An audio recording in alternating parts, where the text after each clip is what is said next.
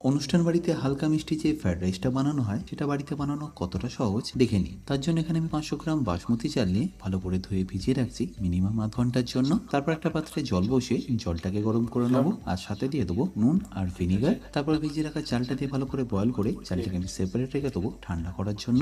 এরপর একটা কড়াই নিয়ে তাতে গরম করে নিন তেল আর ঘি, আর গরম হয়ে গেলে তাতে দিয়ে দিন এরকম পাতলা করে কাটা গাজর, এটাকে হালকা একটু ভেজে নিয়ে বিনস এখানে দিয়ে দিতে হবে আর তারই সাথে দিয়ে দিতে হবে কাজু আর কিশমিশ। তারপর সেটাকেও ভেজে নিন আরো 1 থেকে 1.5 মিনিটের মতো। তারপর অ্যাড করে দিন পাতলা করে কাটা ইয়েলো, গ্রিন এবং রেড বেল পেপারস, এরই সাথে কড়াইশুঁটিটাও অ্যাড করে দিন। তারপর ভালো করে ভেজে তুলে রাখুন একটা প্লেটের মধ্যে। এবার এই একই কড়াইতে আরেকটু ঘি দিয়ে দিন কিছু গোটা গরম মশলা। তারপর রাইসটাও এখানে অ্যাড করে দিন। এবারের মধ্যে দিয়ে দিন গুঁড়ো চিনি, অল্প একটু ঝালের জন্য কাঁচা লঙ্কা, তারই সাথে গোলমরিচ গুঁড়ো, অবশ্যই স্বাদ মতো নুন, আর যদি পারেন অল্প একটু ঘিও এখানে অ্যাড করতে পারেন। তারপর ভেজে রাখা ভেজিটেবল দিয়ে মিশিয়ে নিলেই আপনাদের অনুষ্ঠান বাড়ির ফ্রাইড রাইস কিন্তু পারফেক্ট রেডি।